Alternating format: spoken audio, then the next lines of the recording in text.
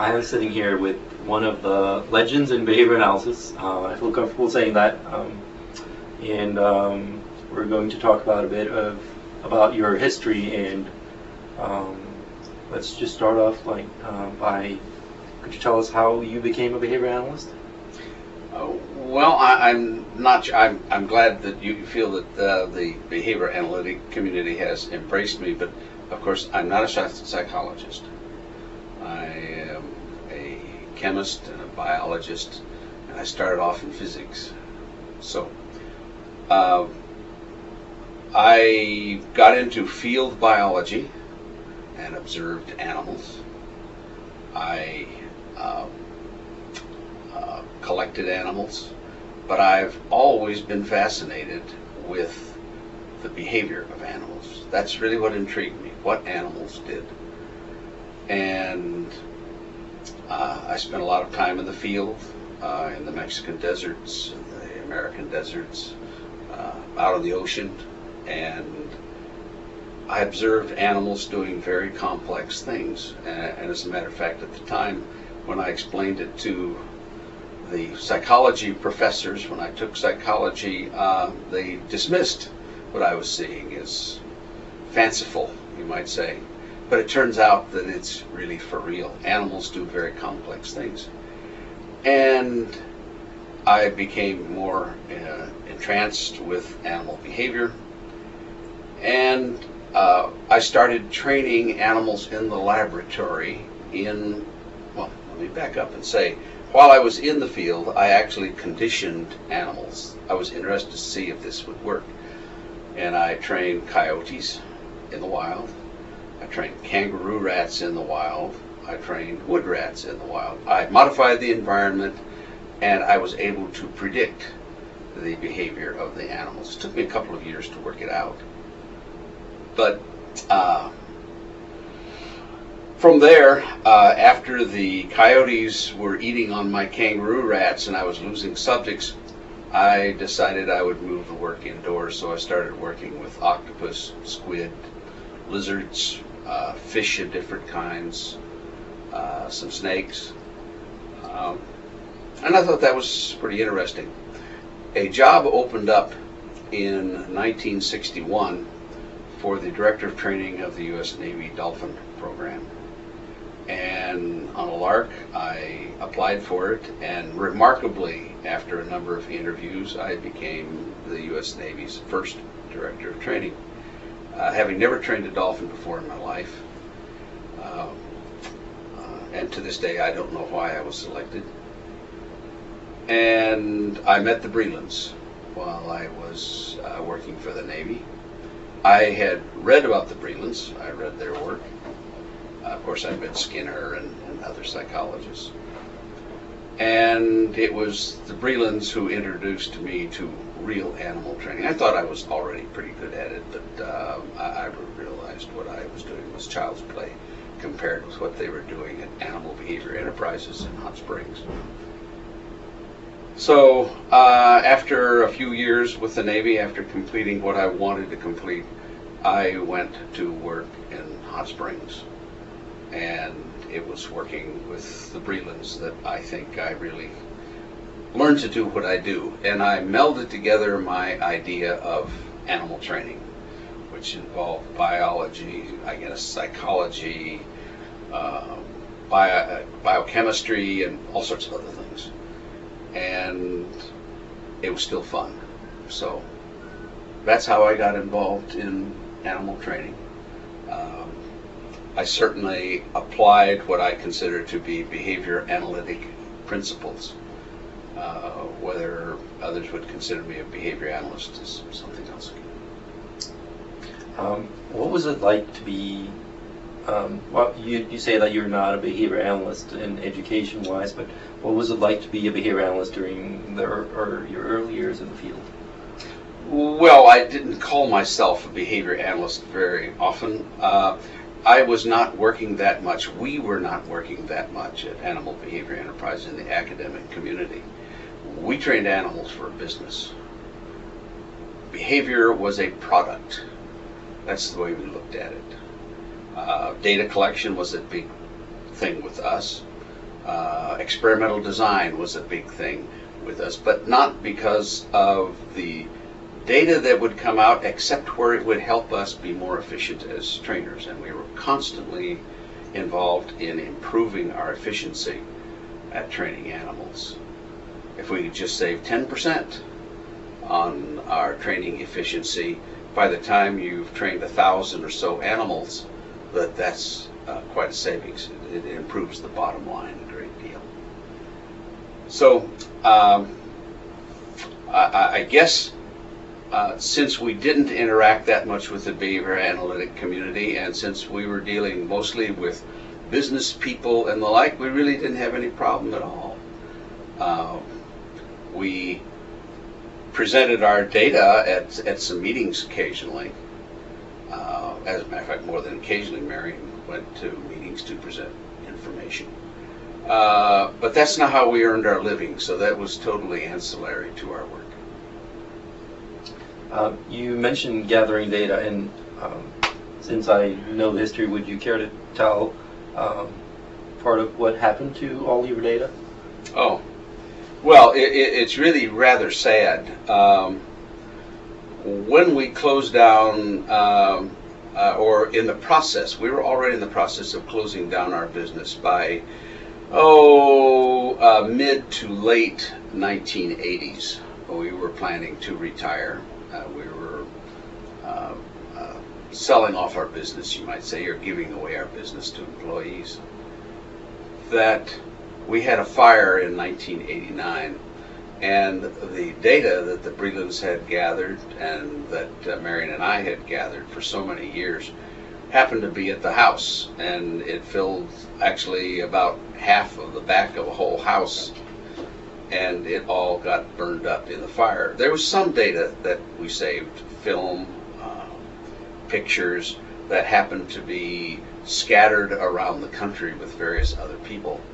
But the vast, like 95% of all of the information that we had gathered over those years was destroyed in the fire.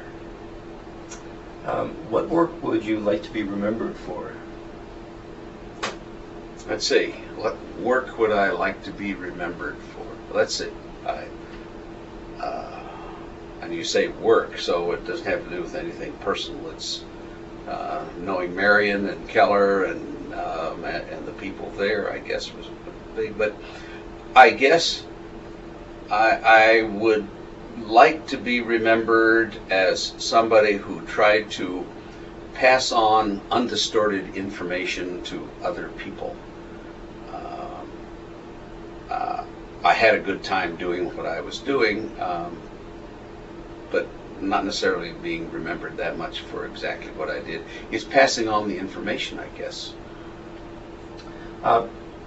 You've talked to us students about things like the keep going signal and other procedures that you've been instrumental in developing.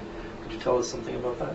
How that came to pass? Well, the keep going signal, and that has to do with information provided to an animal to keep it doing whatever it's doing at the moment, as opposed to a cue to do something. That actually stems from work that began by the Brelands way back in the 50s. And there they were beginning to reinforce animals a long way from where the behavior occurred. A stage might be 100 feet across, and an animal performing behaviors at various points on the stage. And the Brelands found that when the point of reinforcement was some distance away, that the animal actually performed the work at a higher rate. You actually had more behavior, you might say, if you sounded, when you sounded the bridge, the secondary reinforcer, that if you continued sounding that as the animal moved across the stage, the animal walked faster. Rather than just sounding the bridge, which could be a tone of some kind, or just the sound of the feeder at some distance, that the animal walked at one rate. But if you continued a signal of whatever kind, the animal move faster. Well, they thought this was kind of an interesting sort of thing, and they worked on it for a while, but and they used it, but they didn't gather any further data. Later, when we started working on guiding animals for various government programs, I had seen this data before, and I thought it might be useful. So I began to investigate this much more rigorously, let's say, starting working with rats, and then later with dogs, and then we finally were using cats. We found that we could guide animals for long distance over long periods of time with great precision. So that's how it started a long time ago, and we just perfected it much more recently. And this work was done in the 1960s. I began work on it in 1965, and we had our first systems actually beginning out in the open in 1966-67. We called it lots of things at first, but none of them seemed to fit what we were doing. Something like contingent bridge, but of course bridges aren't contingent, so it's redundant. But I came up with the idea, or Marion and I came up with the idea of the term keep going signal, and KGS, and we used that ever since. How do you think behavior analysis has changed over the years of your career?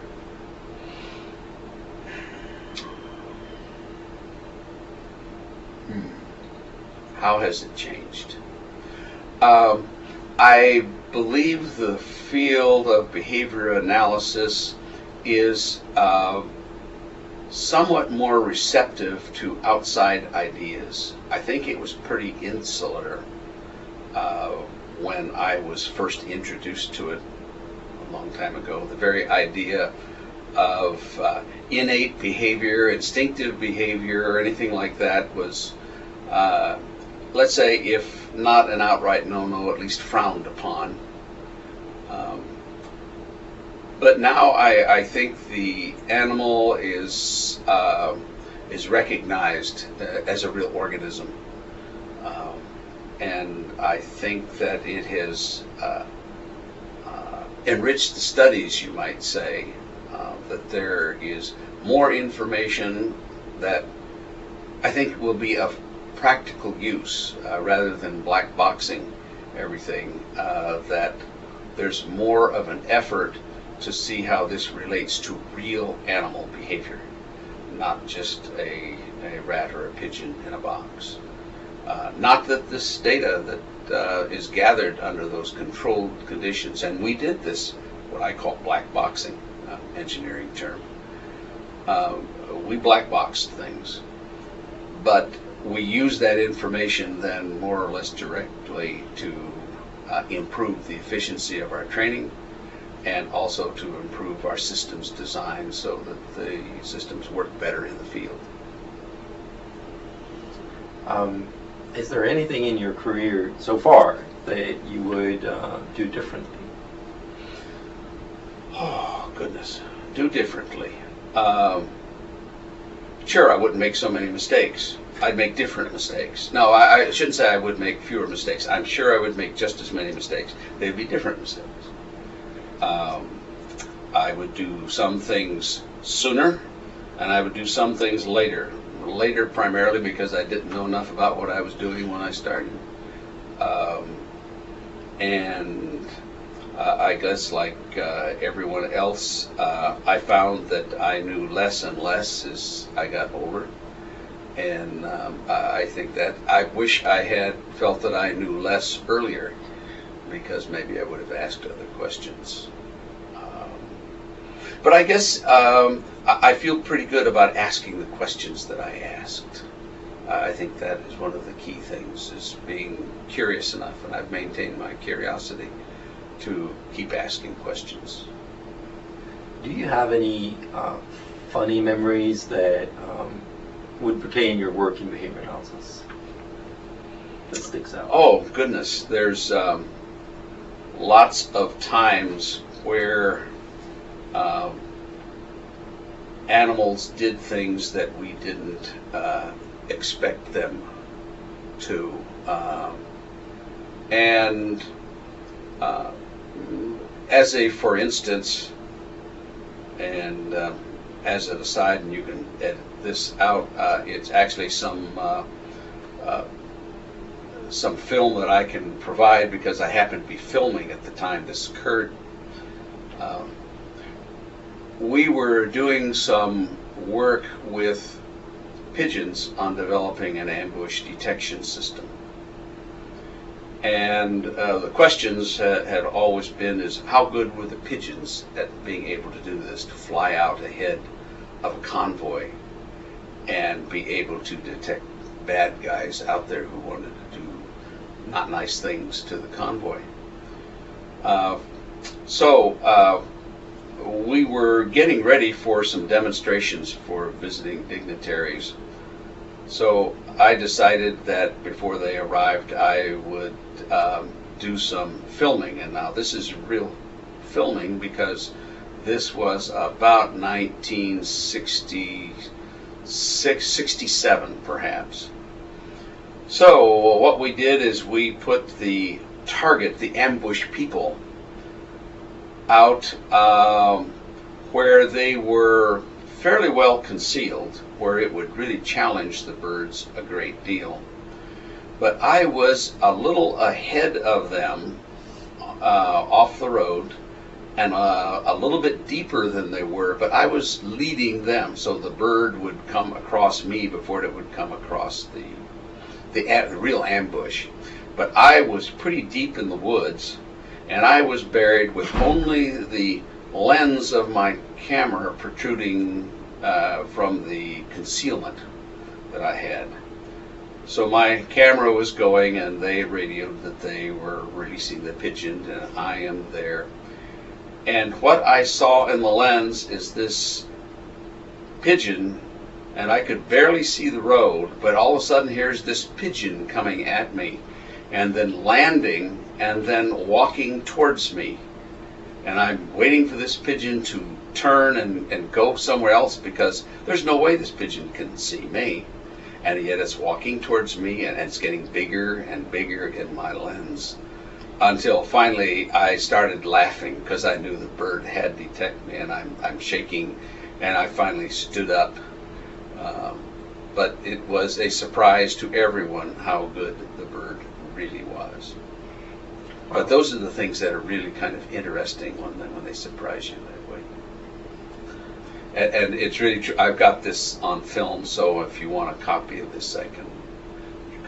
That would be very interesting to see. Yeah. What areas of the field, or your area in the field, would you like to see more work in, since you've worked in so many diverse fields?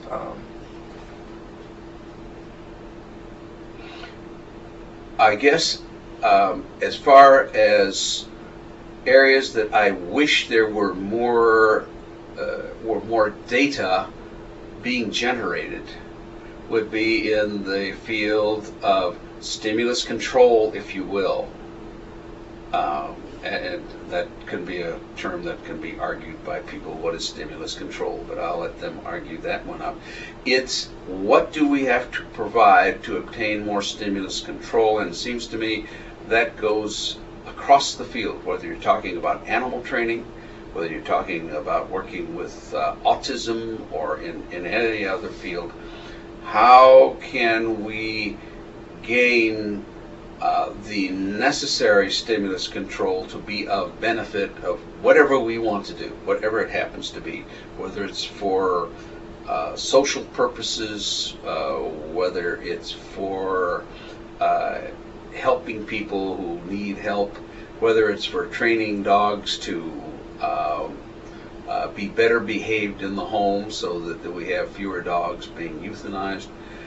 I think much of it is a matter of obtaining, in the most efficient and humane way, the stimulus control that is needed. What do you see as the future of behavior analysis? That one I won't even really. Yeah. Okay. Well, anyway. behavior analysis in the field of animal training, I think, has a definite future. I think that somehow there has to be a meeting of the minds between the academicians and the practitioners. A meeting of the minds of the use of nomenclature. And I think since both bring to the table a lot of baggage, that they're going to have to be willing to accommodate each other. I think it goes back to the Brelands, where they were gathering data, and it's real data, under fairly crude conditions, because it was outdoors or not the usual Skinner box environments. And yet, if you looked at it, they were very large Skinner boxes, and where the environmental conditions were being varied, or nature was varying them, it was at least recorded.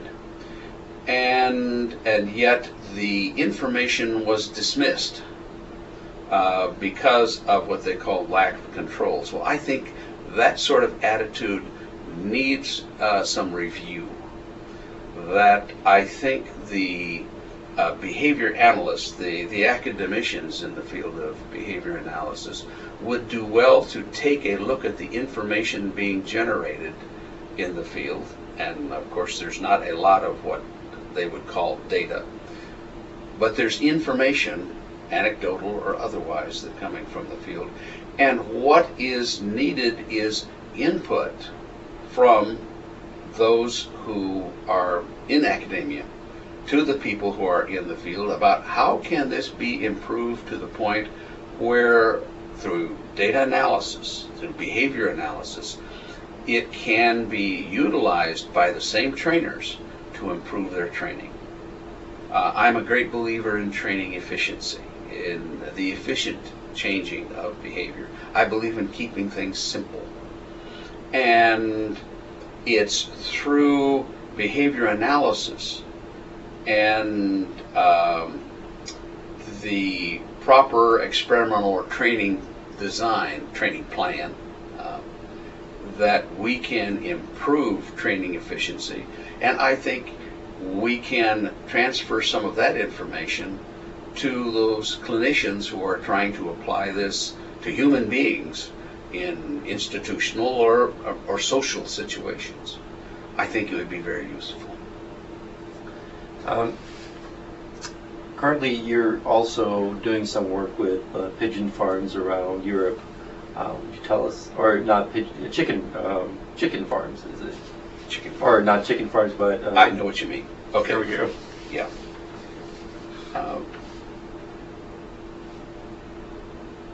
In the mid-1990s, we began giving what have become called chicken workshops or chicken camps, where we teach animal trainers or anybody who wants to learn about changing animal behavior or changing behavior at all.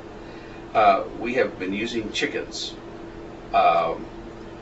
We were pretty good at this because the Brelands were doing it in 1947 and 1948, teaching farm feed salesmen how to train animals and give animal shows.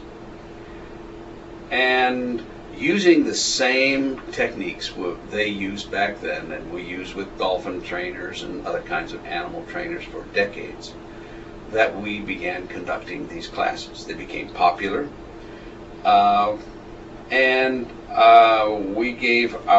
I gave my last chicken training camp in the United States not too long ago, but now it's moved to Europe, and I'm doing most of my work in Europe, and people come from all over the world, as they did in the United States, and we teach I'm going to say all of the basic principles of behavior analysis in these chicken workshops.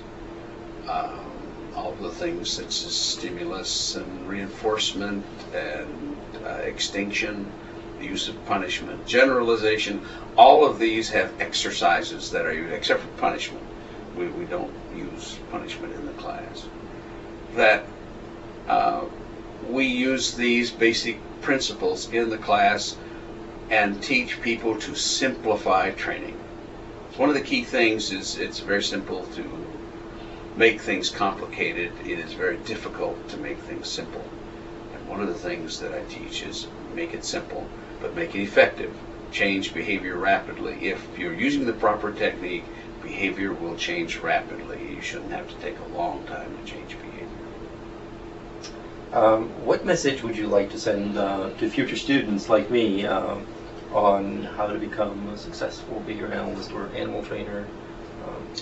Well, I believe in order to become an animal trainer or to be a good practitioner of behavior analysis, or even to study the idea of behavior analysis, that understand science, be willing to practice the scientific method, be willing to say, I don't know, but I will find out.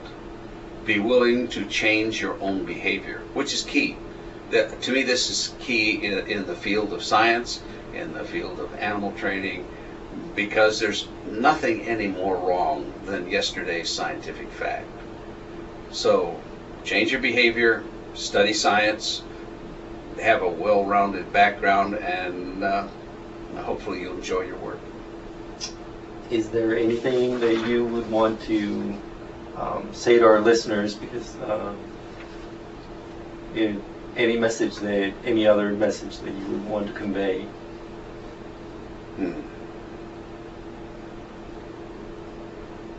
The idea of studying behavior, no.